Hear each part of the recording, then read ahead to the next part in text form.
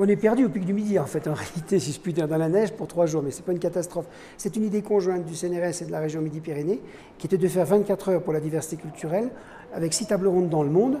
Et nous avions en même temps l'idée de compléter cette diversité culturelle par la présence de la diversité géographique, qui est ce lieu, et qui à lui tout seul rappelle que les hommes ne peuvent jamais s'affranchir de la géographie et du climat.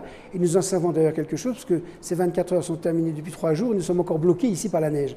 Donc c'est dire si d'une certaine manière le projet scientifique et le projet géographique se sont retrouvés. Alors qu'est-ce qui s'est passé? Bon, premièrement, il y a eu du vent, comme il y en a souvent au pic du Midi, mais aussi il y a eu autre chose d'important, c'est qu'on est passé d'une température proche du zéro, négatif mais proche du zéro, à une température très très basse. Donc ça a provoqué du givre sur les câbles, mais du givre d'une manière très importante, puisque le givre ne se met pas exactement de la même manière sur tous les câbles. Ce qui fait que ça crée un déséquilibre, et comme les câbles sont reliés entre eux par ce qu'on appelle des cavaliers, il y a risque de déraillement.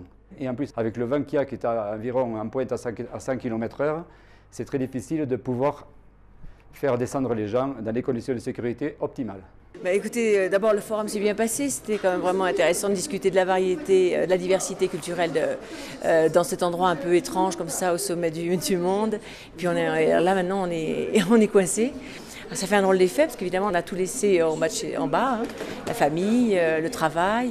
On tue le temps dans une ambiance très particulière, un peu entre nous, un peu à l'extérieur. On a découvert les gens du Pic qui sont très sympas, des scientifiques qui habitent dans leur antre avec leur nourriture, leur boussole. Et puis on a rencontré aussi les gens qui s'occupent du Pic du Midi, qui nous nourrissent, qui s'occupent de nous, c'est très sympa. Alors c'est à la fois dur, hein, et puis heureusement on a des ordinateurs, des bouquins.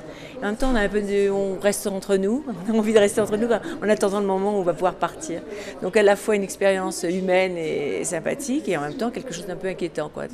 Ça fait bizarre de se retrouver avec l'impossibilité de redescendre.